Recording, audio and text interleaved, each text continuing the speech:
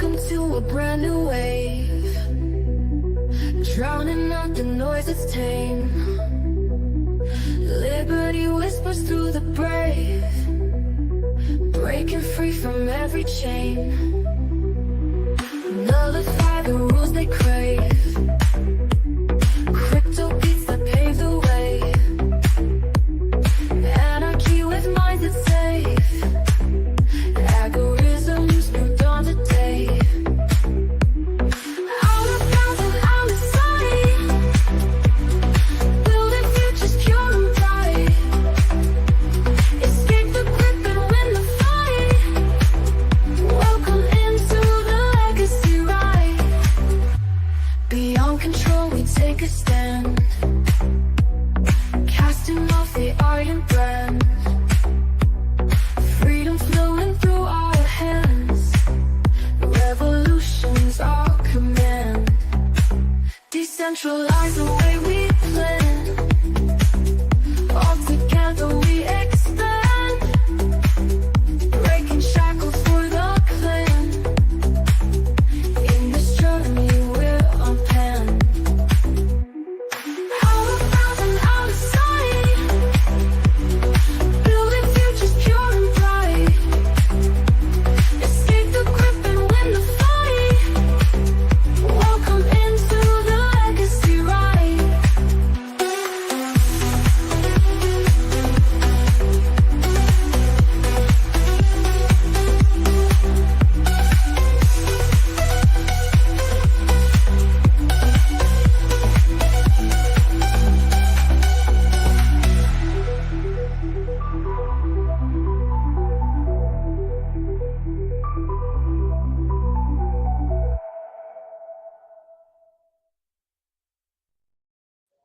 Welcome, welcome, welcome. I'm leaving this right here because say goodbye, everybody.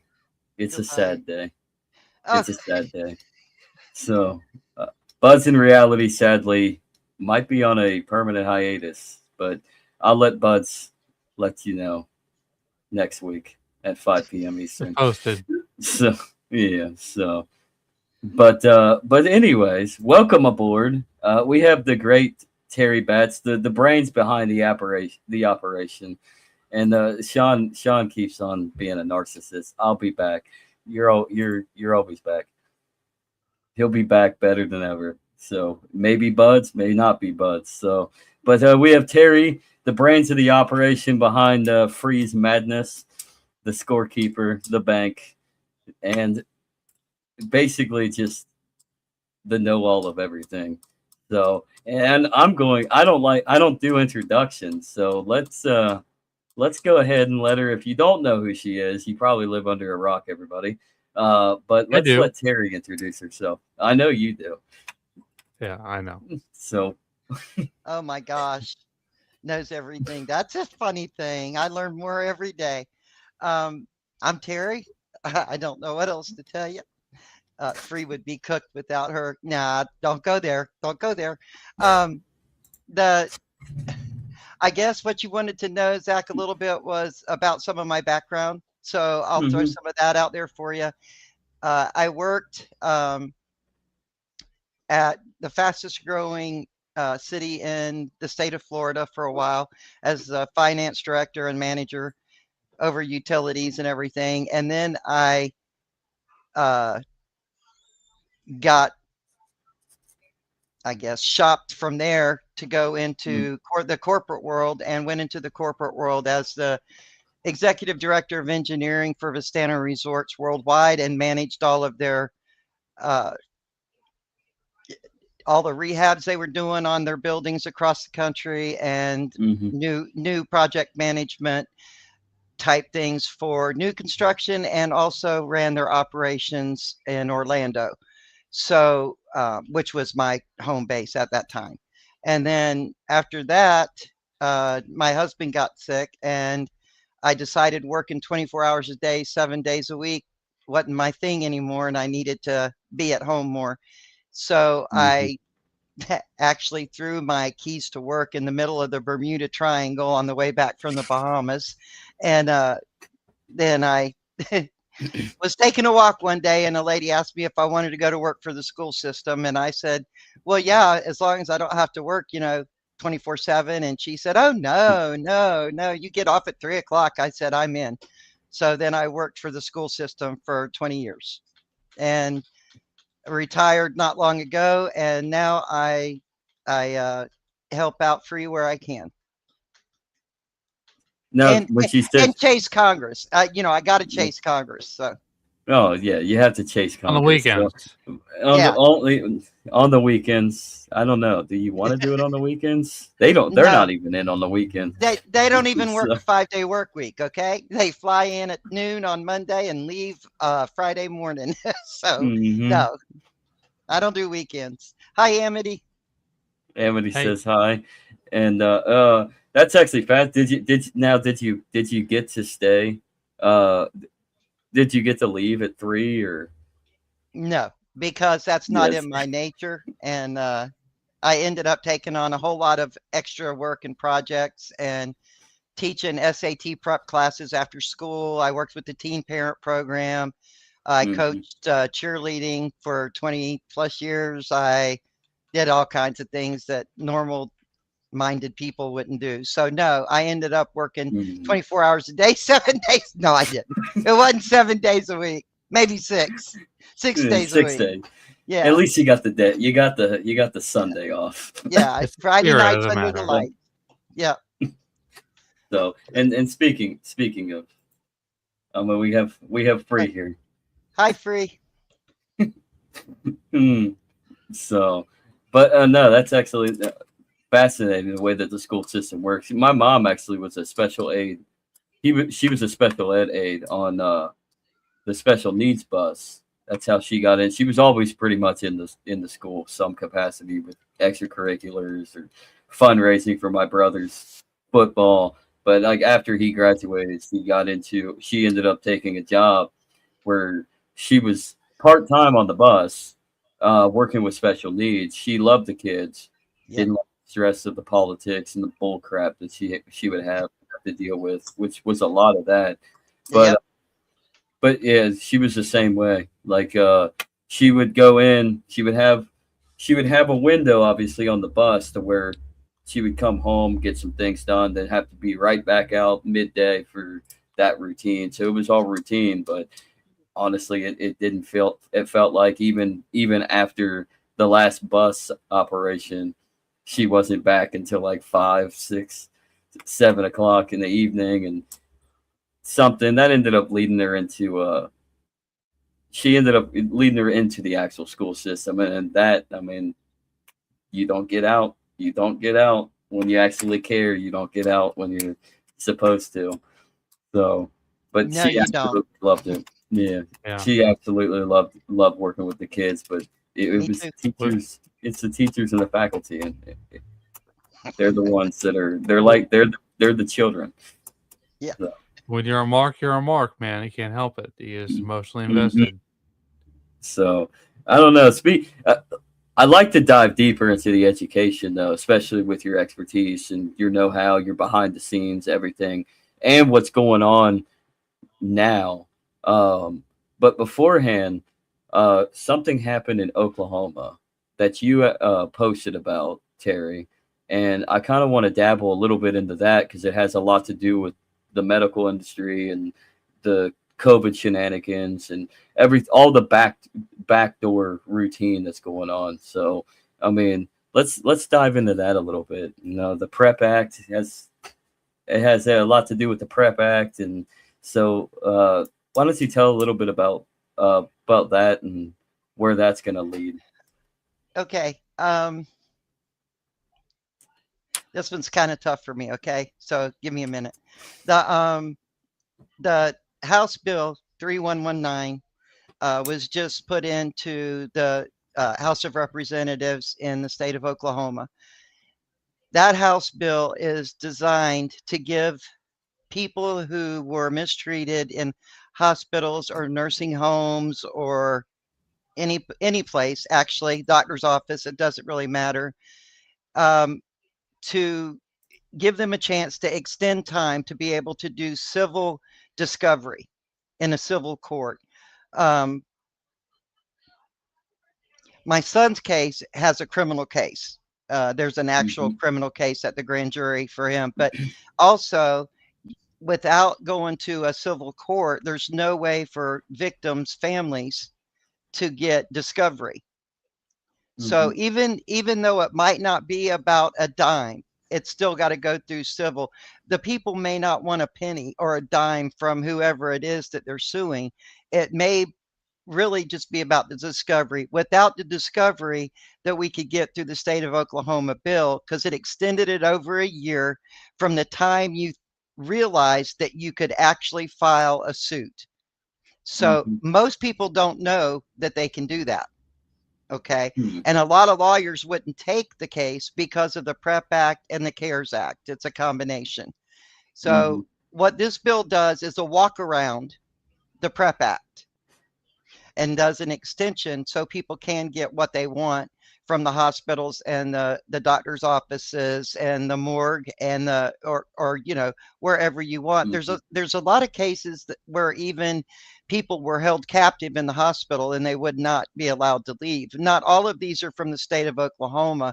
My daughter-in-law, Teri Batts, has done a lot of work with people also in the state of Florida and other states throughout the country where people were actually held captive in the hospital and not allowed to leave. Actually kept family members from going in using police officers. You can't take it to the police because they say there's nothing they can do. There's nothing criminal. It's the hospital. Well, yeah, you can do something criminal in the hospital. Sorry, I hate to tell everybody, but so basically for the last couple of years, it's been an ongoing battle with my daughter-in-law and her friend Peggy doing a lot of the work. Peggy still lives in Oklahoma and she spends a lot of time at the state capitol. You know, so it's really a grassroots movement and an attempt to get this started in one state with some very strong ladies that just will not give up. Well, they're, you know, they live by the where there's a will, there's a way, and they finally found a way. It's gone through the attorneys at the state capitol and it's been approved by them. It's been sponsored by somebody and now it's been given a bill number. So, and there's a rally coming up February 24th on the second floor rotunda at the Oklahoma State Capitol, where we will try to get more people involved. And we're hoping people from other states come so that they can see how the grassroots portion of that works and how to get it going in their state. But typically, and this is my strength in the area, typically is when you have something like that and you have a bill, it goes from state to state. Every state law is different.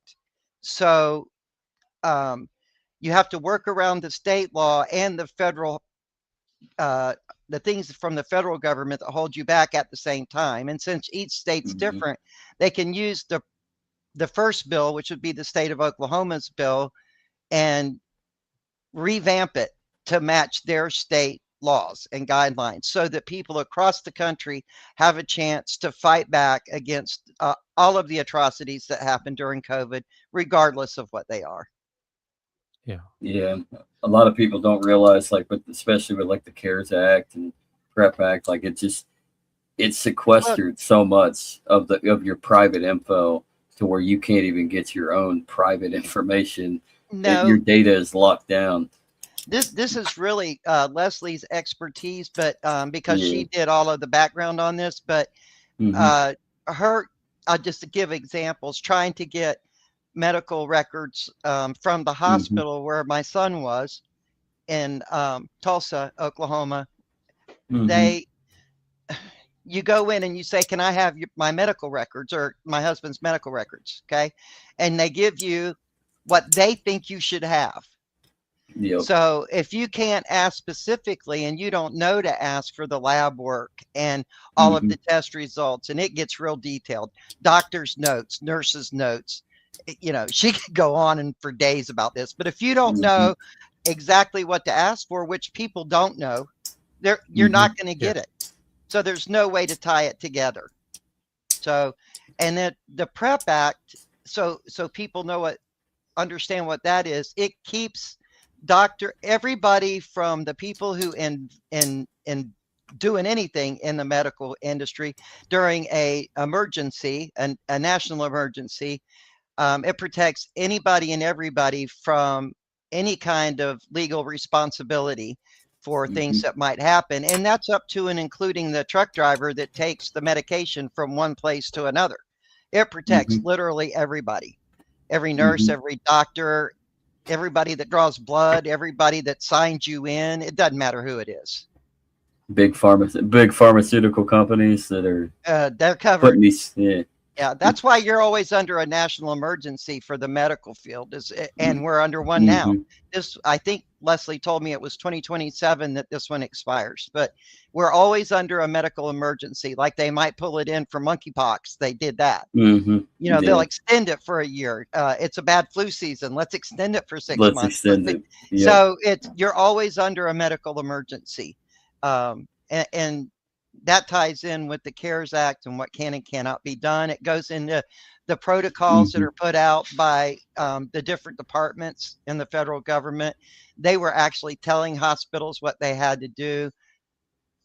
I wish Leslie was in my ear. They have people got paid for being on the doctors and hospitals got paid extra money for people being put on a ventilator. Yeah. So, and then if they were on a ventilator for so many days, it went up. And then if they died, they got more. How do you get more money for somebody dying? I don't know. Yeah. But yeah, Bud's in here. Yeah, Sean in here, literally going rebel rouser. The COVID era still enrages me to this day. We should have taken up arms. Not sorry, we failed bad. Yeah, we did. Should we have? Should we have taken up arms at that point? No, it's definitely a pressure test. You know, see what they can get away with.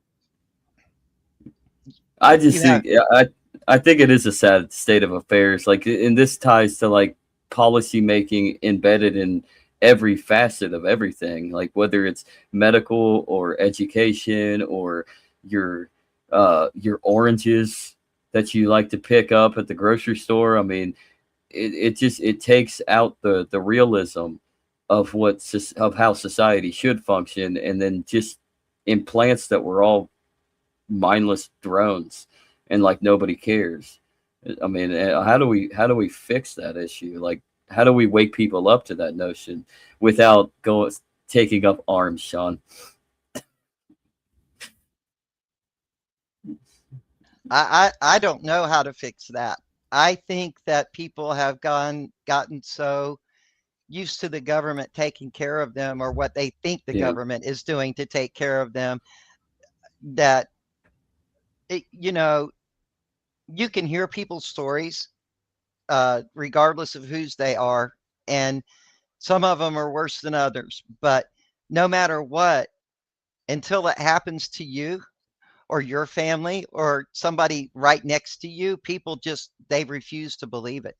And that's the shame of it. So since I can't wish bad on other people, then, you know, I don't think people will come out of it. It's like, no, you know, they'll just keep letting the government do it. And that goes into the school system. Parents love for the government to take care of their kids for 7 hours a day. They freaking love it. You know, they don't want to give that up. Not everybody, but the vast majority of parents don't want that responsibility. So they'll just let the government do whatever. You know, we've been doing that for a long time.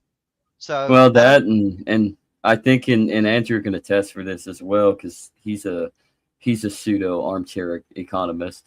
But I think the fact that the way that the economics are, the way that we're centralized in our monetary policy, the way that the money is just endlessly created out of nothing, causing the devaluation of our currency, and parents have to work. Both parents have to work. It just makes it easier to put their kid in the public school system, or any school for that matter. Even private schools are still dictated by federal policy in some capacity. It all runs to the government, but the fact is, like, it's easier to have them go to school, not necessarily know what's going on. Just it's 7.5 hours a day, and I know where they're at. Basically, I'm at work. Dad's at work, mom's at work, child is, my children are at school, they're safe, or at least I so they mean, think. and then they go and say, "Oh well, now we need more time with the caretakers outside of traditional school. We need preschool," and they're pushing it for Hmm. like oh you've had a kid for 6 weeks, so well now it's time for you to go back to work. So we need to put them in daycare. I'm like, are you serious? Yeah, that's I mean, it sounds yeah. stupid, but I mean, it's really something that politicians have been trying to push, at least over a long term storyline. You're bringing up daycare, and I'll stick with that. I just got from a source a report of a foster child who are supposed to be highly protected. Hmm. That they're actually taking their pictures in daycare at the ripe old age of 2, and you know selling them online. So they're basically doing the same thing in daycare that they do in the school systems. And Hmm. I was sent the actual picture, the email that was received 7 years later, saying, "Do you want to buy these?" So the reason they do that is if they pretend that they're still selling pictures of a 2-year Hmm. old 7 years later, then they have a reason to keep that data. And it's because of the business possibility or potential. And that's the way they get through around the government laws on that. And that was Hmm. sent to me, I think 2 weeks ago. And this was a child, this particular child was staying on an Indian reservation, which also changes the protection. Hmm. So it Hmm. just kept getting deeper and deeper. And the child's not protected at all, because once you take that picture, then Shutterfly or whoever has that picture, and they're going to bring it, they're going to keep trying to sell it and use it for years and Yeah. years and years. And Hmm. and they're sending that information not to the actual biological parents. They're sending that information to the foster parent from 7 years ago. Hmm. So, Yeah, yeah, what, I don't know. It's scary. The whole thing's scary. yeah. Well, that not only that, but speaking of like the old picture day from back in the day, it's like a lot of people just think this is pretty innocent. It's just picture day. It's kids get photos, and your parents can buy a whole slew for the rest of the whole family. But in reality, like when it comes down to it, like the deeper connection, it's kind of scary to know that they're using this for data collection. They're using this for future biometrics, which now we're in the age of biometrics. So like, where does that tie in, and how do we get to the point where parents can say enough is enough? Like, I don't want my kids to get pictures anymore and have their face plastered in their biometrics at some fusion center in Colorado. I mean, I remember back when I was in, middle school, we was at the mall and the FBI was sitting there taking thumbprints and fingerprints and stuff like that. They said in case somebody ever goes missing. But that they never let go of that stuff. They're future proofing things for if they think there's a crime, they can pull on that information. Mm, Yeah, they that's they good. once your child has had one picture taken at school, they've got it forever. So, Yep. and nowadays they do use facial recognition, and that those pictures are used to train AI on facial recognition programs. Hmm. They do use school pictures for that. It's proven time and time again. And Hmm. the sad, well, actually now a lot of schools are using facial recognition for their on-site cameras. So they have a facial recognition program, and 3 kids get in a fight. And I'm just going to use this as an example. And they can't see, Hmm. all of a kid's face, and nobody will rat anybody out. So they just run it through facial recognition and Hmm. try to find out who the kids are, or who was out in the crowd, videoing it, or whatever they're Hmm. trying to find. So it's already being used actually in the schools.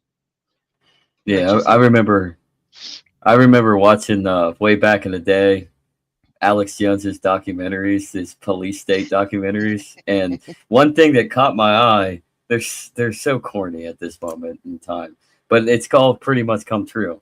But the it's the concept of like China always being the battleground experiment for what the rest of the world, specifically the West, wanted to do in order to like slide in the totalitarianism and the biometrics in China. Like the technology is like far superior to where we're at right now. Like we're just little peons learning at this point.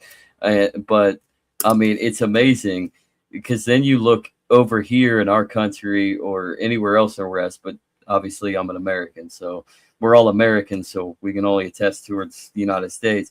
And the testing facility are these schools for these biometrics and the data. And I mean, one of my favorite lines from a Immortal Technique song was oh shoot, how does it go? Oh, it's like when you don't amount to shit, prison becomes retirement, because like the public schools are literally prisons. Like they're designed to look like prisons. So like if you're not pumped out to be a good little subservient worker, you're probably going to be the low life that falls into the low life, I should say, that falls into crime and just the backdrop, and you'll find yourself in prison. I mean, and it's interesting that you can look at both China as the experiment for totalitarianism and biometric technology tyranny, and then you look at our schools and be like, this is kind of mirroring it. Like this is China, but on a smaller scale. It definitely is. And I just used that 2-year-old as an example. That kid never had his picture taken again. They have that, and they can, they can age that picture. And then, They can. and then I don't know a lot about that piece of it, but they can age that picture and just keep using it and keep using it. So once it's done one time, that's it. And that's one of the red flags that I think is really out there, especially for younger parents. Just don't let it happen. You can't protect your kids 100%, but you can protect your kids from that. There are forms and ways to get around it through the school system. So, and as they're young, it's okay to do that. It's 100% okay to do that. And even if they don't have a form in the state that you're in that says that you don't want your kids to, be involved in any kind of media, period, that means a picture taken or videoed or anything while they're at school. All you have to do is write a letter, and by law, by law, it's called FERPA. By law, they have to go by that. And your child needs to know you are not to have your picture taken. You have to teach your child that too. Do not have your picture taken at school. And because they'll just put them in line, the little kids, they just put them in line, and they'll just go up and do whatever they're told to do at school. Because why? Because they're told they have to mind at school. Right. Yeah. Do what you're told at school. Yep. So they just go do whatever they're told. And you can just write your own letter and to the school and to the county system and say, do not do this to my child. They'll try everything to tell you that there's not a form, there's nothing you can do, and that is all BS, every bit of it. Where as your kids get older and get into high school and stuff, it starts to get a little bit different, because if your kids in sports or in the band or in drama, anything like that, in today's world, every single thing they do gets videoed. Their practices get videoed, everything gets videoed. So if you take that away from your student at that point, then they won't be on the field. They won't be in the band. They won't be in the theater. So then it becomes even a bigger situation. Do I go ahead and let them play football? You said your brother played football. Today, he would have to accept that and say, okay, here I'm going. There goes my biometrics right out the window. But it's a choice that, at least I want people to know that it's a choice. You know, Mm-hmm. that's they're older then, but Mm-hmm. that's true. It I goes mean, everywhere. that is the case. It's always still a choice. They try to conceal that choice, so it looks like you need to conform. Yes, they So do conceal conform it. or be cast out As as. a matter of fact, they'll lie to you and tell you that you can't do that. That's a lie. Mm-hmm. Just for anybody listening or anybody that hears this later, that is a lie. Yes, you can say that your kids cannot have their picture taken or videoed. They call it Mm-hmm. media. They have all kinds of sneaky little words they use. So you just write your own up and say, okay, I'll just write my own up. Take it down and get it notarized, Mm-hmm. make a copy of it and tell them to put it in the file and dare them to take a picture. Say, please take a picture. Please do that. Mm-hmm. Yeah. Mm-hmm. That's, yeah. You got to stand your ground. You do have to stand your ground. Just like sometimes you gotta stay up at night, uh, especially on a really really late night shift, or maybe you just had a very hard day and you're crashing out at 2 o'clock in the afternoon. So why don't you go down to w.gg for 10% off of any order? Everybody, you can use our code Legacy Right. Get yourself some W. Any order. Some bundles you're not going to be able to use it for, but any order, anytime you want to order, get yourself something that actually doesn't have a crash out, is relatively healthier than the crap that's out there in the supermarket today, and it's better than Monster too. God knows. I mean, I found out that if you drink a Monster and take an oral swab drug test, you'll test for PCP. Tell your kids to stop drinking Monster. Everybody, go to W, get yourself some W, and that's about it. Oh, that straw is not for your nose. Okay, everybody. We're Ah, back. right. You got anything to add there, Andrew? No, I mean, just kind of touch base on what Terry was saying. You know, the more pictures you have, the more accurate the projection of future photographs or whatever they want to use as you age for any kind of record or whatever. So, I mean, we've all seen pictures at Walmart of people who've gone missing, and this is what they look like now. This is what I'm talking about. That sort of thing. You know, one picture is one thing, but if you have a trail of pictures, then you have a more accurate timeline of how people will age. Yeah. Yeah. Another paper trail that I would add is the fact that where are those pictures going to too, especially with the Epstein fiasco. So Where are the pictures going? I can yeah, answer some of that for you. BlackRock stores it. of Uh, course. they own some of the companies, and it's a long trail. There you go. There's my man. He did a lot of research. Gosh, he did a lot of research on that. So, Mm-hmm. that this is all it's in data centers. It's everywhere, Mm-hmm. and it's. I don't know if people know this or not, but your students' data is actually shared worldwide. There's a Oh world yeah. there's a World Education Forum, just like there's a World Economic Forum, Mm-hmm. and they also have the data. And I mean, there's nothing safe about the data in schools. Nothing, No. not a thing. Mm-hmm. The companies come to the school and ask for a list of kids, let's say in the second grade, and they're going to do pictures during fourth period. And they go Mm-hmm. in there and they say, we need a list of every student in the second grade, fourth period, which teacher they're with, their parent name, the student's email address, the parent's email address, the parent's phone number, the parent's physical address, the student's date of birth. And now it even has uh, like uh, online tags and things like that. And it just goes all the way across, and it's a big pile of data on the student, whether or not they're Spanish or English speaking, as an Mm-hmm. example. What language do they speak? It's a long list of data, and somebody at the school runs it and turns it over. It just Mm. hands it to whoever's asking for it, whichever company they have a contract with, the school or the district or the state. And then that they just give it to them, and it's actually sent two different ways. It's actually printed, and then it's also sent via email with attached files to the company, to the corporation. So there's nothing safe about it. Mm-mm.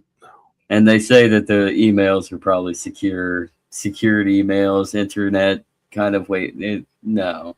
No, I mean, 96% of school systems, data systems are mm-hmm, not mm-hmm. secure. 96%. Why do you think that is? It's just all fake, or could it be the funding, or they It's just not don't the care? Oh, no, no, no. It's not the funding, and I won't even say that they don't try or care. Mm. What I will say is that okay, so you have a ninth grader that can break into the school system that the parents have access to, and that ninth grader goes in and changes his grade in that system, Mm-hmm. changes all these grades and stuff, and the parent knows nothing about it. So if that ninth grade, there you go.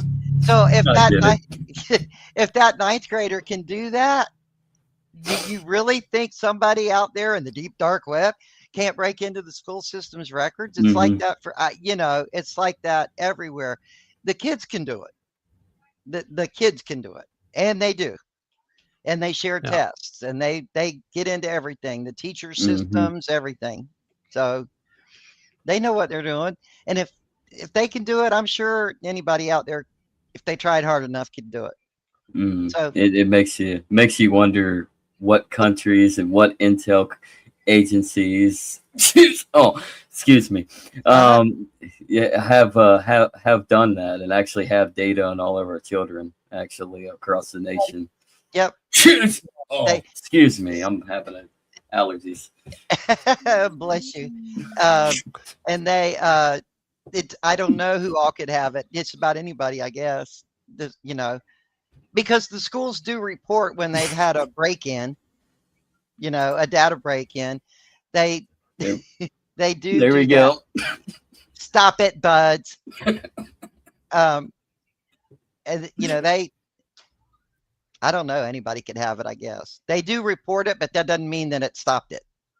Oh yeah. I mean, they can report it, but at the same time, if you're not mitigating enough, like if you're not doing a whole lot to try to mitigate uh, security breaches, then I mean, you're not doing enough. And then on top of that, I mean, once a breach occurs, it's already happened. The data's already out there, so it Yep. really doesn't matter at that point.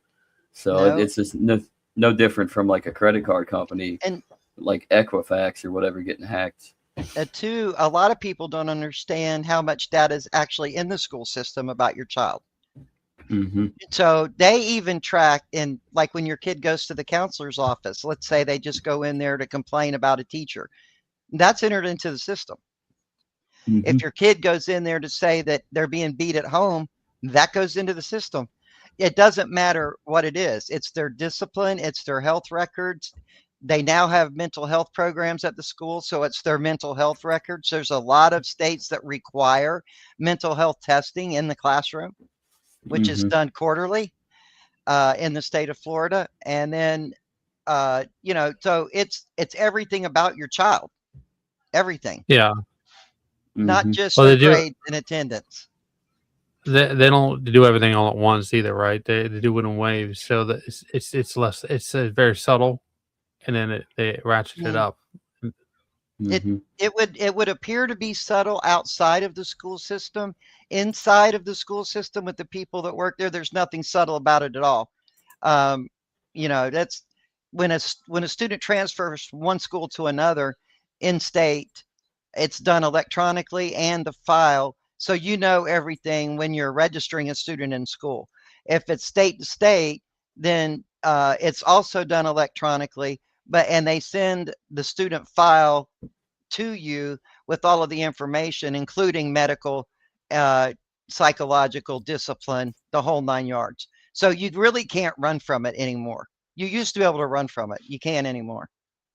Everywhere you go, it follows you everywhere you go. There's no escape. There's no escape from the data. Unfortunately, yeah. Well, we live in a very middle-managed society. You know, there's no getting out of the system.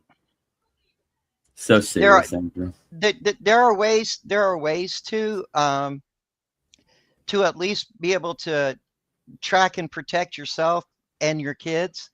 I use as an example 2 parents getting a divorce, and one of the parents has custody. It's like an every other week thing, let's say. So they're switching off, and you literally have to bring your divorce papers to the school, and it goes in your student's file. So because that's how the school protects themselves and knowing who to give information to, because the pretense is that they're not going to give information. Well, if you walk up to the counter, Zach, if you walked up to the counter and said, give me information on Teri Batts, you wouldn't get it. Okay. But if you worked for Katie Studios, you would get it. Yeah, so, that is bizarre. So it's kind of like a pretense. We're sending your data everywhere, to the state, to federal government gets everything. They start tracking your kids for selective service for the military when they're like, in the 8th grade. Yeah. When those so that's when the reports start going. So, it's kind of like how it's illegal to spy on citizens directly. So they go over to Europe or, to Australia and say, hey, I need you to help me look after this guy. Excuse me. Yeah. They do. It's a pretense. They're not going to physically hand it to you, Zach, in the office, but call your friend at Katie Studios and ask for Teri Batts' address and you'll get it, because they don't have the same laws and guidelines. So. Which is kind of sad, because when you look at it, like information should be readily available on your own kid if you're the parent. But it is if you're the parent. Now, if you were my parent, I would give it to you. But before I gave it to you, I would go get I would look it up in the computer system to see if your ID matched. Okay. And then I would, see if you were on the contact list as a parent, and were you the custodial parent? Okay. That's what I mean. Two different things. Okay. If you're the custodial parent, yes, you're going to get it. If you're a divorced parent and you're listed like number 2, non-custodial, no, you're not going to get it, even though that's your child. I almost got my butt whooped one time over that. Man came slap over the counter. Yep. I'd like to hear more. No. Yeah, he did. Yeah. He came over there. The police took him away. Okay. But yeah. That's good. That's good. But I mean, understandable though. I mean, that's your kid, and you're going to fight it. Yeah. And all he wanted to know was if he was attending school. That's all he wanted to know. You have no idea how bad I wanted to say, no, the little sucker's skipping every Friday at 5th period. Right. Yeah. Every day, every Friday, 5th period, he leaves. There's something big going on Fridays. Well, he wasn't one of them. He wasn't one of them kids that would walk out of school right around 1:30, hour before school lets out, go and smoke cigarettes over by the on the edge. I don't know. Back in my day, where my high school was, there was. And then come back and take the bus home. Yeah, they come back in, like where my school was when I went. Like there was a tunnel that connected like the gas station across the road to the school campus. So a lot of the bad kids would go over there. They'd sneak out and they'd go smoke cigarettes and like weed and all that in that tunnel. There'd be cameras there too. It didn't stop them. No. Half of them didn't work. They still do that. They just walk on and off campus now like they own the joint. So it's all high school campuses basically are like a college campus, because students are coming and leaving all day long. So it's, you can't really you can't really keep up with it. I mean, they try all kinds of things, but if a kid wants to leave, they're going to leave. You know, they used Yeah. to charge $5 to haul them from the parking lot in the trunk down to the stop sign at the corner, and they'd charge kids $5. All the kids leaving for college classes, they just load up their trunks and stuff in the back of the SUV or whatever they were driving, and charge, you know, $5-10 a piece, and drive them down to the stop sign and drop them off. They had a whole thing planned. I used to sit out there and watch them. I'd go on my breaks and sit down there and just laugh my butt off. Man, they're smart. They had DoorDash. DoorDash was delivering their lunch through a side door at the school. That's not surprising. Was it you, Andrew?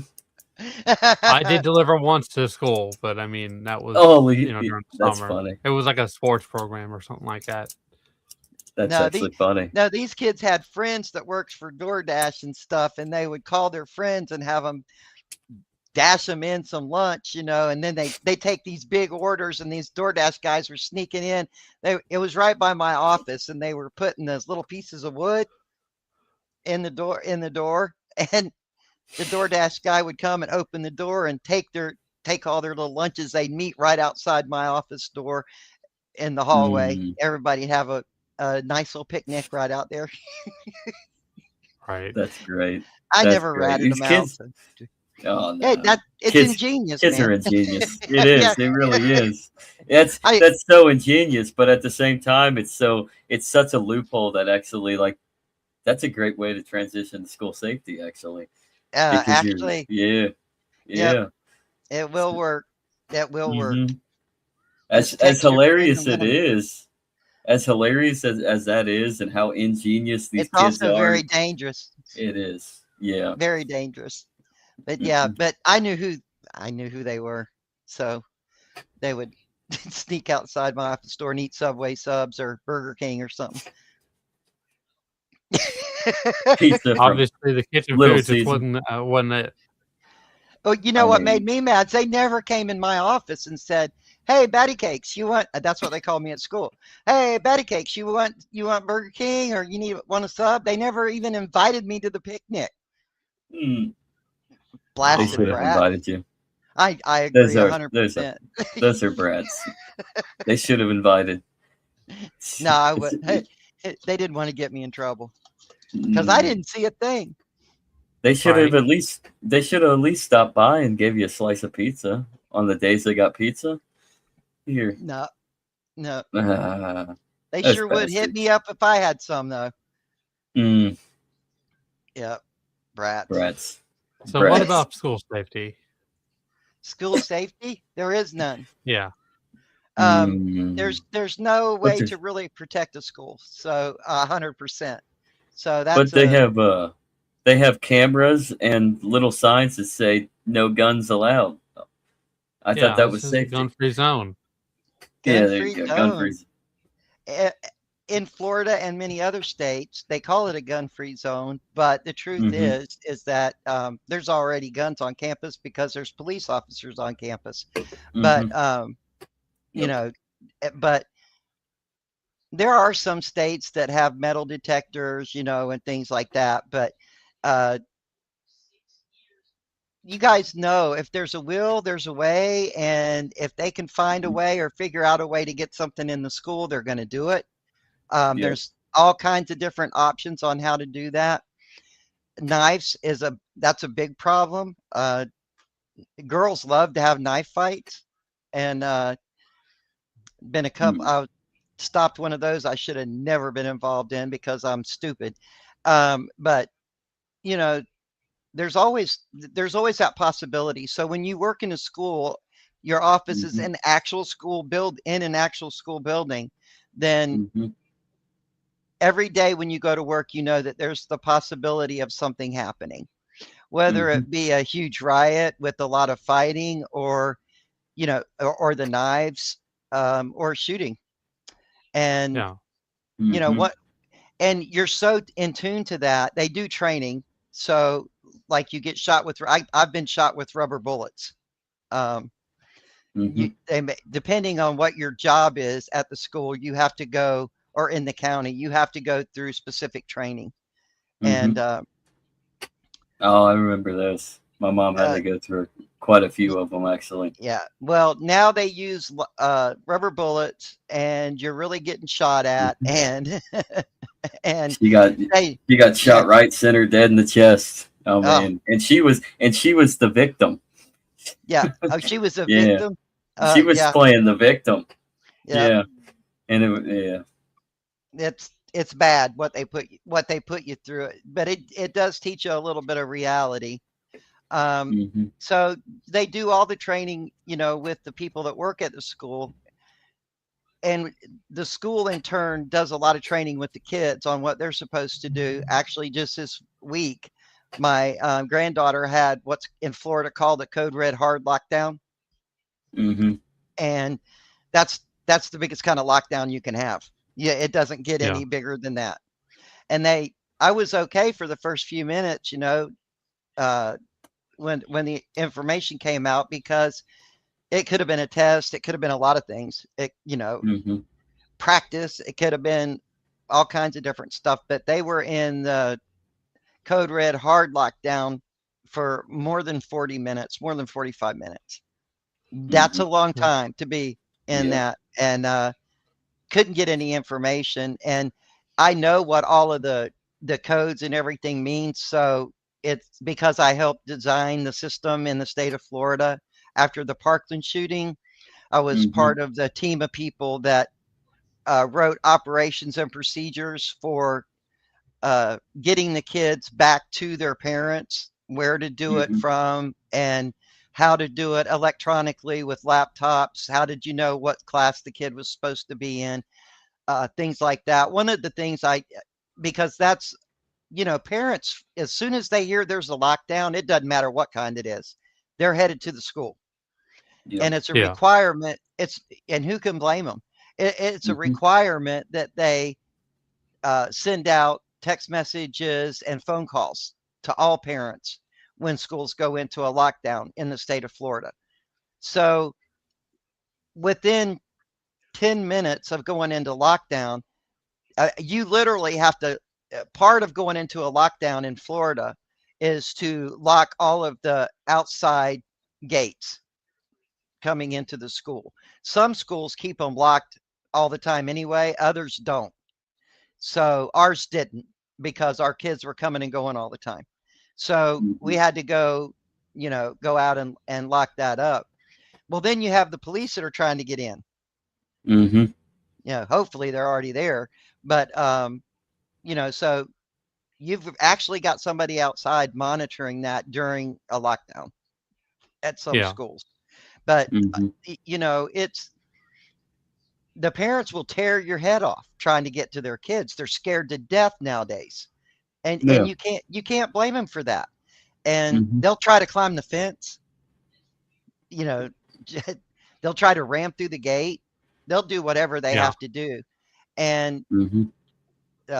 especially one time, at the school I was working at, one of the students that was an exceptional education student, and pretty severely mentally handicapped, was talked into letting fireworks off during lunch in an enclosed area, well, a semi-enclosed area that reverberated throughout the school. It's 2,500 students, I think, about at that time.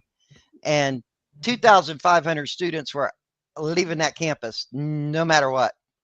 And it was kind of scary to watch, because since it echoed so much, you couldn't tell where it was coming from on school grounds, really, because it was like echoing all over the place. And so Hmm. everybody took off, no matter what part of the Yeah. school they were in. There was no chance to lock down. Those kids were leaving. And, Yeah.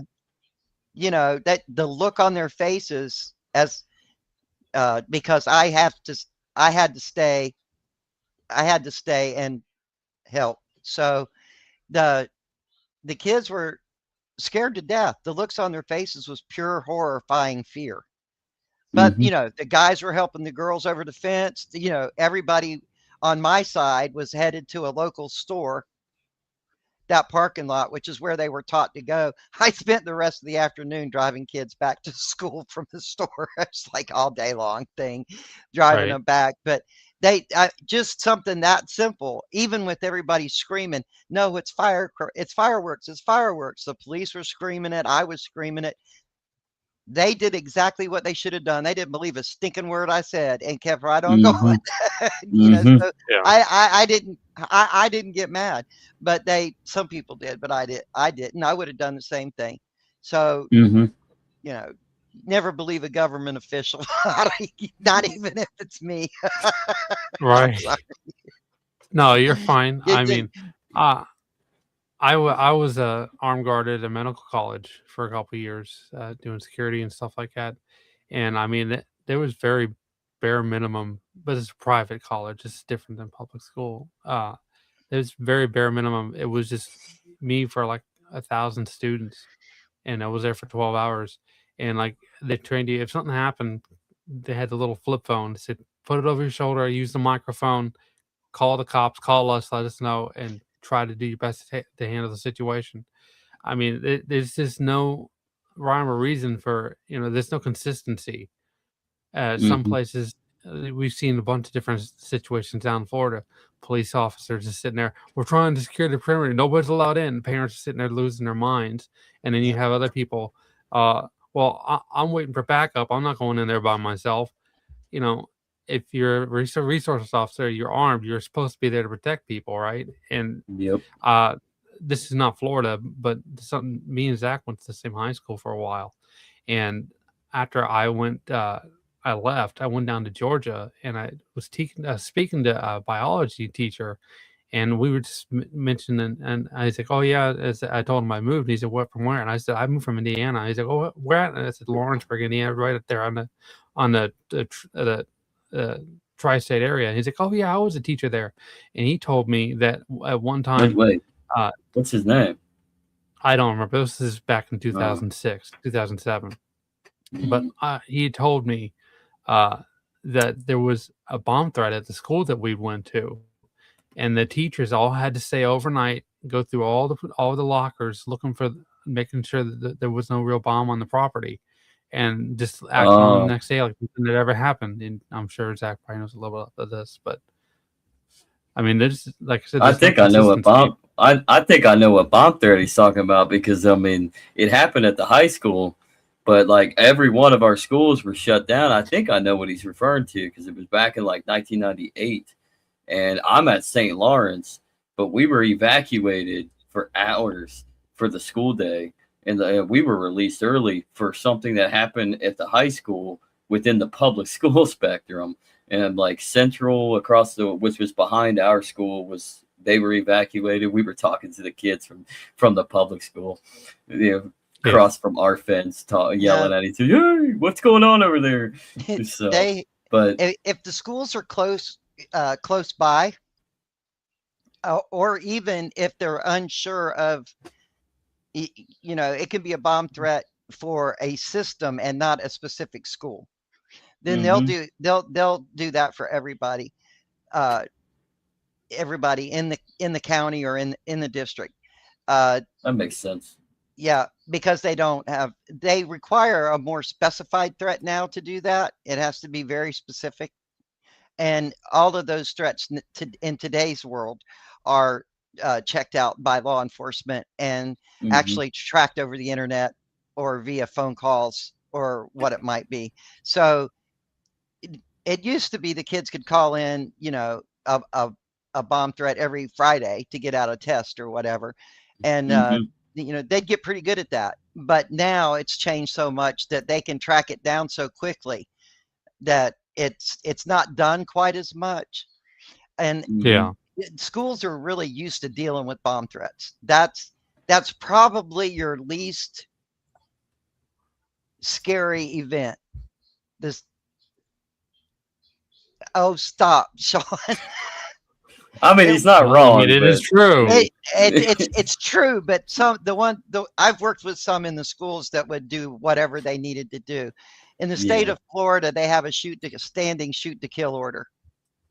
So it's different by state, but you walk into a school with a gun in the state of Florida and they have a standing shoot to kill order, no questions asked. Don't even ask. Don't even say, what are you doing here? Don't even speak. Just shoot. Yeah. Because of the number of kids. And I saw what happened at Parkland. I'm one of the few people that saw the actual school video from that. It's not something you overcome, seeing something like that. But the officers there stood down, which is why Florida changed their law to shoot to kill, a standing shoot to kill order. Yeah. I had an officer, like, he worked around he came in like 2010. He's since been gone since like 2016, I think. I don't think he's a cop. I think he stopped being a cop and went to work in ministry work, actually. But he was probably the same way. Like, if something would have happened, he cared that deeply for the kids that his first priority would have been pull that piece out and just take out whoever he needs to. So, I mean, because it was always for the kids. Honestly, just from experience, I will say, I always told people that, family members and things like that, don't worry about it. I'm hiding under the desk in my office. Do not worry about me. I'm not going anywhere. That's not what I did. That's not what I did at all. I did the exact opposite of what I said I would do. I ran straight for the kids. And that's, I never thought I would do that. Honestly, I really didn't, but that's what I did. And, so you can't say as much as you practice and as much as you think you know what you would do, you really don't until something actually happens. And that wasn't a shooting. That was a knife fight. So it was something totally different, but still there I went out the door, being an idiot. like I was going to be able to stop it. Okay.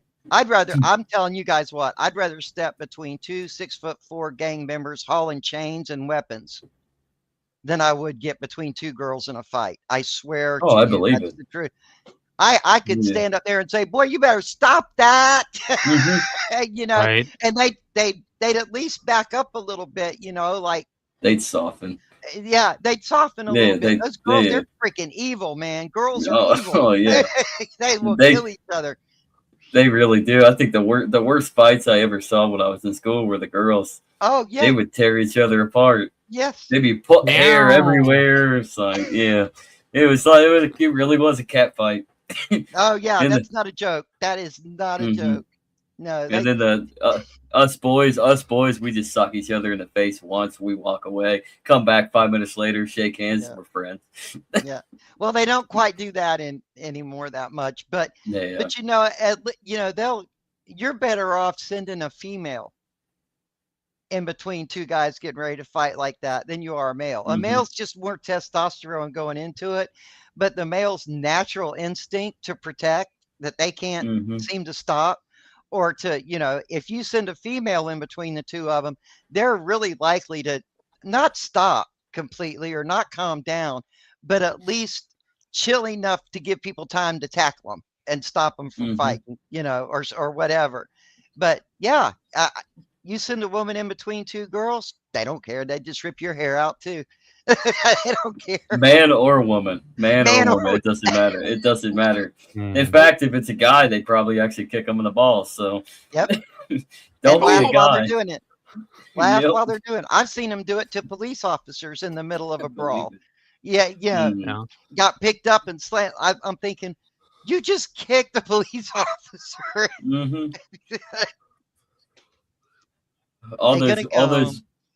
All those videos of the young girls getting body slammed by the cops. What's the context of what happened beforehand? I bet he got kicked in the nuts, everybody. Well, they do. They're terrible. They I gotta say, man, they're bad. They're the worst. They're the worst, and they don't care, and they'll still be fighting next Sunday. Right. They don't care. Drama. Yeah. Girls and their drama. Yeah. Gotta have it. Yeah. Men don't do drama, right? Men are more dramatic. I swear. sitting on the porch out front of the store. Do you see that, Dad? Gum? No, no, don't even. That Don't is even. me. Hey, is the sweet tea me. ready? That's me and Andrew back in the day. We're gonna live in Texas. No, we're gonna live in Texas. We're gonna have our farm, and we're gonna be the two old men from shoot, what is that movie called? It's Secondhand Lion. Secondhand Lions. Yeah, that's me and Yeah. you. We're gonna grow old Right. together. Yeah. Tell God stories help when me. our nephews show up. Oh my gosh. Well, God, you know. I remember the I was time good. when I went to go sell propane and propane accessories in Texas. See, and that's why I said I'm going to build in Capistan, and here we go. You Uh-oh. built in Capistan, Is this and a it's story just I really want to hear? probably really. not really. All we know is let's just put it this way: in Capistan, everybody is just going to be propane and propane accessories on every corner. So I mean, do we really Go need for a side Ancapistan? project in Wyoming. So. Yeah, you guys are too much. So speaking of safety and school systems and at this one actually I do want to kind of talk about special education actually about those kids. What are the schools doing for them? Because it really doesn't seem like there's a whole lot of good. I mean, it depends on the school system and what they. I mean, some school systems are better than others when dealing with kids with disabilities. But what are the standards that Are you talking about during a situation on school, like a a little bit lockdown of situation, or are you talking about just day to day? a little bit of day to day, but then like how about a lockdown situation because it's a little bit more taxing when it comes to them. I would figure just because Yeah. they are Well, disabled. there's several different things that each one of those students has. We have data on the students that tell us whether or not they're scared by or get reaction from flashing lights. Let's say Hmm. some kids get very reactive to flashing lights. Some kids get very reactive to noise. Yeah. You know, autistic kids have there's a lot of different things that can upset them or bother them. Being touched, Yep. maybe some of them. So it goes a long way. There's other kids who are wheelchair bound. There's kids that are blind. There are kids that can't hear. Hmm. So you have a wide variety on most school campuses nowadays, actually. So the kids that are the more severely troubled or bothered usually have a teacher that is with them. They're not really a teacher. They're a guide, a protector, somebody that stays with them all day, except for when they're at lunch. So they're actually assigned to that particular student.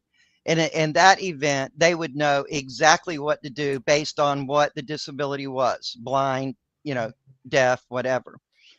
The kids that are blind or deaf, that are not in an ESE or exceptional school education classroom, they have friends in every class that team up with them that can help them get down the stairs or tell them what's going on. So it's covered as far as a bad situation happening on school campus by people that already work at the school. And the kids know them, so they're not afraid of them. They're somebody they're with every day.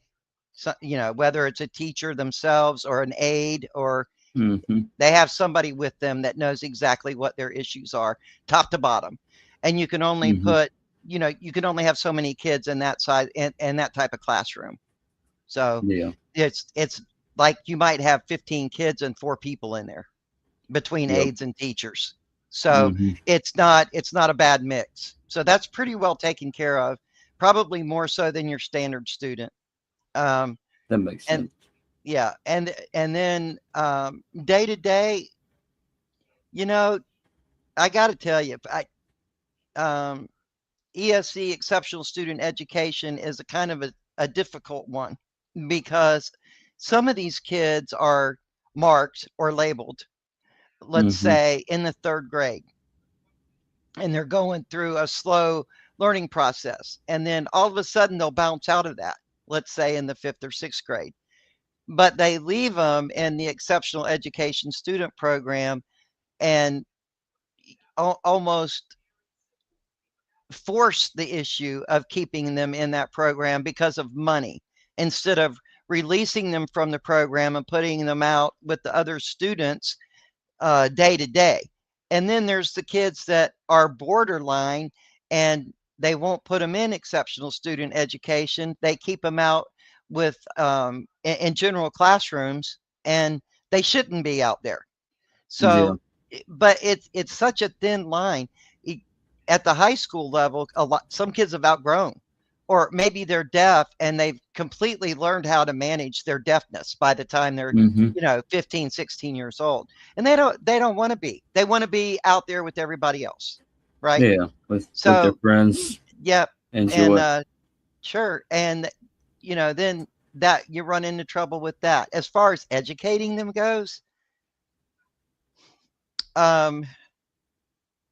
if there's 350 kids at a school that are labeled, which I hate, as exceptional student education students, maybe 50 of them are in a special classroom. The rest are out in regular classrooms. So most of them graduate with a high school diploma. They have a lot of things for them they have a lot of workarounds for them. They have an 18 credit special education, occupational type diploma in the state of Florida. They have a lot of things. Those kids can stay in school till they're 22 years old, till the day they turn 22. That's federal law. So they usually end up with an education. The ones that are, and a lot of grades are given to them, the ones that are in the special classroom. For instance, a 9th grader might take English 1. They think they're taking the same classes. Thank you, Terry. In the state of Florida, it used to be that their schedule and their report cards and everything said ESE special education English grade 9 through 12. That's what it used to say in the state of Florida. Now it says English 1 if you're in the 9th grade, because they wanted to be like the other kids. And all of the other 9th graders said English 1. It didn't say, it didn't have that long drawn out thing. So I figured out a way to override the what the state said and let it be English 1 or Algebra 1A, like the other 9th graders took, or biology, like the other 9th graders took. So the only because if you can't tell the difference that there's a 79 in the front of the course code, you shouldn't be teaching. All right. Yeah. You just shouldn't be teaching. So because the course codes are different, every ESE student in the whole school, every one of their courses has a 79 in front of it, regardless of grade level. Now, if you can't remember that, you should not be there. So I said, it doesn't matter if it says English or, something 20 times longer that makes the kid feel like they're dumb or different. Right. So no, once they got to my school, they weren't different anymore. No. The teachers, I would kick the teachers out that couldn't remember 79 way before I'd kick the kids out. So that's something that I did personally, and actually now the whole county and state does it. But anyway, I broke the rules. Trendsetter. I'm really good at breaking the rules. Sometimes breaking the rules is a good thing, though. Yeah, and we were talking about people hacking into the school system. No, I had access to everything. They gave it to me willingly. I didn't break in. No, I know. I mean, speaking of hacking, I once I cracked the IP for a couple of computers because they were all vaguely different, and I nuked. There were two computers that got nuked one day. Oh, stop it, I was Zach. a Yeah, you Hacker can't. man. I was a bad little hacker. I wasn't even a Yeah. hacker. I was just a booter. I'm an elite hacker. It's and Bewis. and they have new programs all over the country now for the ESE kids too, Zach. You'll be glad to know if they graduate from high Mm-hmm. school and they're 18 years old.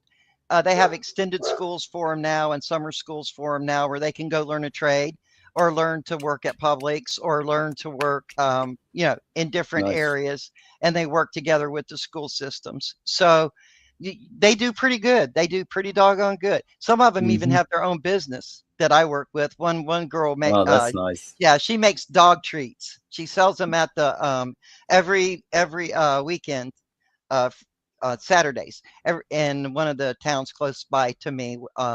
Sells them on the street, and she's very Oh, popular. that's And she awesome. now has her own bag design and everything. So, That's awesome. they do a lot of work. It's the kids that are in the general classes that have the hard time. They're the Oh ones that yeah. have the hard time. But they're not educating any kids. So, it just all kind of Truthfully. depends on how you look at it. So, and Mm-hmm. what they are teaching them, you don't know if it's a good thing or a bad thing. So, they pass kids from grade level to grade level now. Uh, we would get kids coming into the ninth grade that were at a second grade reading level, uh, Mm. and could not That is write. the big problem. Yeah. When I was That in middle So, is. school, I remember teachers saying that I just don't. The next teacher will take care of them. I don't want to deal with them again. yeah. Yep. Yep. It does Yep. happen. And there's no accountability for the students that aren't trying or doing. So you get to the 11th grade, let's say, and you're behind 9 credits. So they have credit recovery programs where you do 1/5 of the work, and if that, and you still get the credit. So the worse you are, the easier it is. Now, Mm. you fail all your main classes, and you can go back and take English 1 through 4 in 2 weeks. It takes everybody else Mm. 4 years. Yeah. Yeah. Which So yeah, and then basically doesn't you do know you anything for you. nope. Then you had a F in English, let's say, an F, and then you did it like that with the 2 or 3 week program, and you got an A. So okay, now the F goes away on your transcript. It gets X'd out. Mm-hmm. I'm trying to explain this right. It gets X'd out, and then the A gets included in your GPA. So we would have kids that uh, didn't pass anything hardly at all until the 12th grade when they were in summer school between the 11th and 12th grade and night school all through the 12th grade, working Mm-hmm. on a computer doing 1/5 of the classwork or less that everybody else did. And Mm. they would graduate with a higher GPA than the kids that were, B and C students all year, Yeah. all during high school. That's not right either. So, No, that's not. you know, it's to me it's not right, but Mm-hmm. that's That's what what they it's. do. That's what it sounds like. It's so backwards in most of our school systems, especially now. But it's always been so backwards in the public sector that like you have like two tiers. You have all the honor kids that are up top, and then you have all the quote unquote dumb kids, really just the kids that don't try. But then Yep, everybody in between, pretty much they get passed over. So like, that's true. yeah, That's and a that's hundred that's percent just. true. Hmm. And I mean, good for the honor kids because I mean they're smart enough to try hard and just get Well, through it. Most of them, I guess I'm a some of little them, more I'm a little more hardcore than you, I guess, when it comes to yeah, that, because going to school in this country, as bad as it is, and yeah, the school system does suck, as hmm, bad as it is a privilege. yeah, It considered a privilege, or you can't get a kid out of school.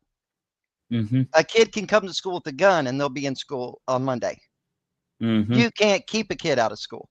These kids that don't come to school for, a year, don't do any work, and never done a blasted thing at school their whole hmm, time they're there, After you miss so many days of school and you've proven you're 16 years old and you've proven you just don't want to be there, bye. I go forth. You think you're an adult, you think you know everything, go forth. Because now in today's world, there's 9,000 different ways to get an education. You Yeah. can he could have been he or she could have been doing it online. You don't want to come to campus, you want to sleep till noon? Okay, register online school. Do that. Every state has one. Anymore. All right. Yeah. So just go do it at home. Just quit aggravating me. Just you're giving us 12 times the work trying to chase you down to beg you to come back to school when you obviously don't want to. No, just don't come. Bye-bye. God knows I slept So, during during economics class, and well, I'm still here. Yep. Yeah, you would think. And To be fair, economics is gay. and at one point I was forced to register a student that had 5 convictions for rape. 5. He was in the 10th grade, coming in from another county, and you can't keep him out of school. Tell me why I can't keep that kid out of school. Oh, I lost it over that one. But and that sounds like a funding issue. More kids, more bodies, and more money. That's what it wasn't. to me. It wasn't. It wasn't a funding issue. Wow. Anybody, the principals, me, anybody that was put in that position to register that student in school would have gladly not registered that student in school. Gladly. At the school level, it's always about the money in the long run. But at the school level, you have a sense of protection. Like all 2,500 kids on that campus are yours. And you're responsible for them while they're there for that 7-8 hours, whatever, however long they're going to be there. You don't want a kid like that coming on your campus. After we were forced to register, it's the law, actually. You have to register that kid. It's his legal right to be in school. So, and I think there should be a stopping point for that, which is one of the things that I got in a lot of trouble about, because there were a lot of kids I didn't want to let come on the campus. But, and he did end up raping a female on the agricultural bus behind the school. So, of course. number 6, and they just moved him to another county. So, which is a shame. That's what they do. Convictions. Yeah. And he wasn't even out of 10th grade. That's because not good. No, he started when he was that they could prove he started when he was 14, and was actually a serial rapist. But at the same time, I gotta say he was that young, and he was 6'3" and every bit of 240 pounds. Huge kid. Wow. Huge. Yeah. So that's but schools get stuck in that position a lot too. I blame the schools for a lot of things, but one of the things I blame them for the most is their willingness to bow to a law that is wrong in that circumstance. Circumstances can be different. He was an exceptional student education student. He has more rights. And somebody like me who's willing to fight the law and say, no, the kid's not coming on this campus. And no. Yet you can't get away with it. You can't do it. I think the only time I was ever successful in keeping a kid off of campus was when they were still under a suspension notice from another school. And I was able to send them to a school for juvenile delinquents. But that's the only time I was ever that, and students that were coming in from Mexico, Venezuela, and other countries. They graduate at 15. They have an option to graduate at 15, 16 years old, and they would already be graduated, come to the United States and try to register in school again after they had already graduated in their home country. So, things like that. That's the only time I could stop. And then I would just give them the information to go to the college because they were already graduated. But you're not coming to the high school. No, Yeah. no, Then you're again, going man, there are go trees. to. When I used to live No. in Knoxville, my neighbor was a retired police officer, and he told me how, you know, he'd heard stories about people that were like bus drivers and stuff like that. They get caught drinking, and instead of firing them, they just moved them into the Mhm. county. Said, Yep. keep your, don't be Yep, drinking. Keep your, yep. you don't want to get in trouble. You want to keep your job. Just play ball and go by the rules, and you're good. And they Yep. do that all the See, time. yeah. The They sad do that part with about teachers. position. Oh, go ahead, Terry. They do that with teachers. Mm-hmm. They do it with everybody. Yeah, and it's a detriment. I mean, the sad part about the bus driver thing is like that's a safety hazard, but it's who you know. Half the time, it's just who you know. That's, I mean, around here, that's pretty much how you get a bus driver. I think it's changed a little bit within the last decade to where they are doing a little bit more thorough checks on bus drivers. A lot of the long term ones have retired or moved on elsewhere, and then all the shitty ones that pretty much got their job because they knew somebody, they're gone. But it's fixed a little bit. But at the same time, everything's who you know. That's what's sad. Right. It's not A about lot of experience. bus drivers just get onto the school in order to get their CDL license, then they go off somewhere else. Yep. Yeah. So it's a revolving Mhm. door. And two, it's the unions as well, Zach. Yeah. They're very Well, highly yeah. protected. They're very highly protected, just like teachers are. Hmm. That's if they're in the union, you can't get rid of a bad teacher. It's, No. I mean, they literally have to do something so bad that that it's all over the newspapers and on national news and everything else to get Hmm. rid of them, because the unions will protect that teacher no matter what they did. It doesn't matter what they did. Could be child abuse. Hmm. And They'll protect them even up to the conviction yep, sometimes. Yeah. yep, they sure They'll will. probably file an appeal. Oh. Mm. On behalf of them, yeah, yeah. That used to drive me crazy too. Matter of fact, why did I stay there as long as I did? Because you care too Uh, much, Terry. You It care was too the much. kids. It was those damn kids. It's always those kids. It's always those kids. Well, who we're would think about about the to children? Obviously. Yeah. Joe Biden. Oh my He thinks God. That too. about kids. But yeah, not in a good way. No. But it is rounding the hour and a half mark. Any last words, Terry, before we I was Just gonna say a joke, but I couldn't say it. don't. Well, you better watch what you say, Zachary. I know. The only Don't two worry. things I I know would where he say. lives. I'll go find him. Okay, good. He I'm does. He glad knows you have my exactly where I back, live. Andrew. Only two things I would say is, by all means, whether you're a libertarian or not, if you like your freedom, stop by on Friday nights at 8 o'clock for Are You Smarter Than a Politician, where we have a great time. This coming Saturday, Free will be in Georgia doing a live show. And I encourage anybody in Georgia or close by to go by and see him, check it out, make some new friends, and keep the liberty movement going. And then the other thing I would say is I would appreciate anybody and everybody's support on the bill in Oklahoma. And that's really just about it. For Yeah, sure. like about the Oklahoma thing. I mean, anybody that's truly a liberty activist and wants to get around and seek Well, guidance, why not go? Why not go yourself if you can?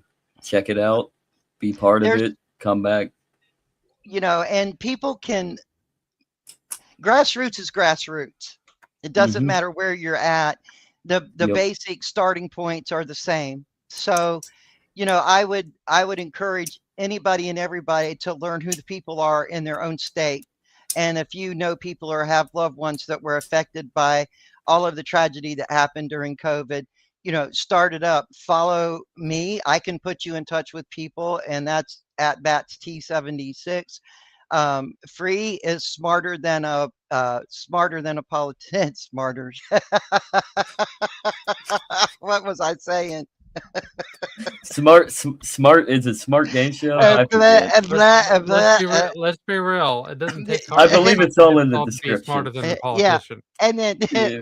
well, my dogs are smarter than politicians. So, do that. Follow Leslie Batts. You can just go to my page. Everything is listed on there, and help us keep trying to push for grassroots movements and liberty. That's right. That'll help. I think Dogs. he's reading my mind. I'm starting. I think he is. Yeah, I think he is.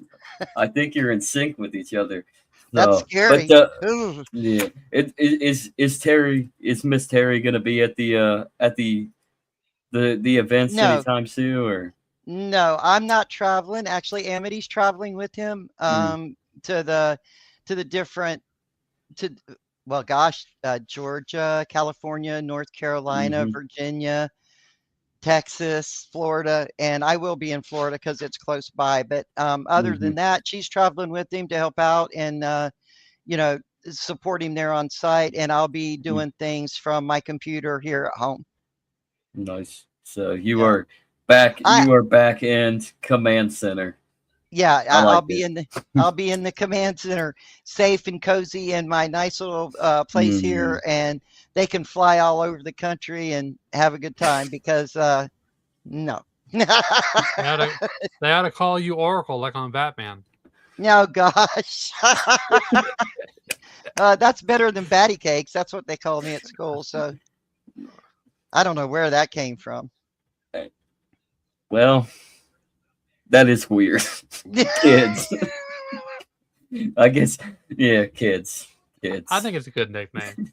But it is a cool nickname. It's a sweet nickname, but it's just kids. Yeah, it had meaning, I'm sure. I'm sure, actually. I'm sure. Especially, I mean, Andrew's nickname. What was your nickname in school? Balding. Yeah. Wasn't it Elisha? Wasn't it Elisha or Alicia? I don't remember. That was a long time ago. That was a Bible joke. Come on, Andrew. Yeah, I know. Yeah. It was two bears. It was a long time ago. I mean, it's I know. It's an old story. I don't know if you had any nicknames in school. I don't remember. So, I did, but you're anyway, not getting it. I did too, but I don't really want to say it. Yeah. But it was great having you, Terry. This was insightful. This is way over my head, but it was a learning experience. So thank you. We'll have to do it again. Sure, anytime. And I had a great time with you guys. I love you, Zach. Andrew, nice to finally get to talk to you in person. Almost. Thank you. Right. So, and remember, everybody, Terry's the brains of the operation. Oh, no. Don't let her be humble. Even Free would say that.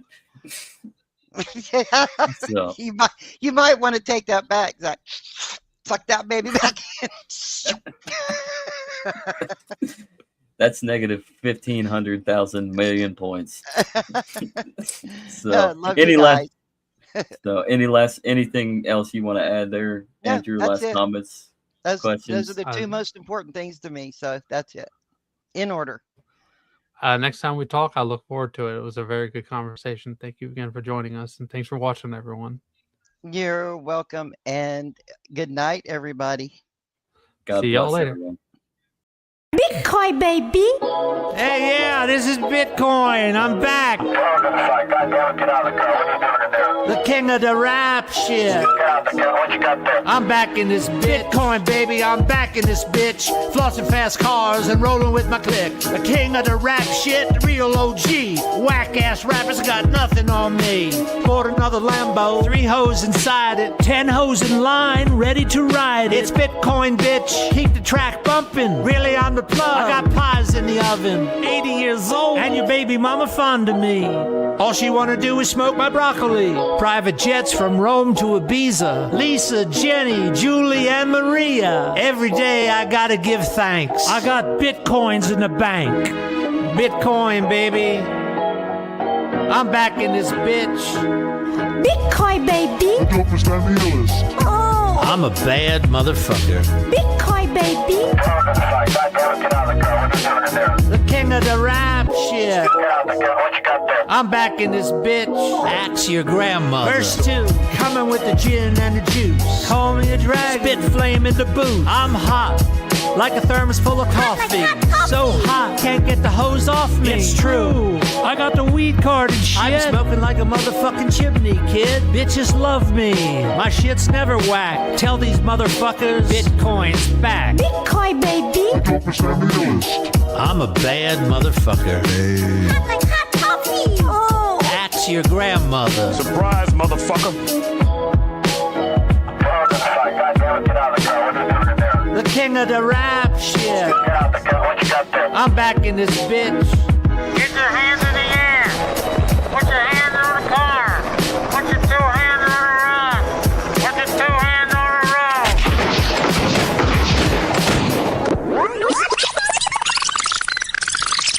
Bitcoin baby.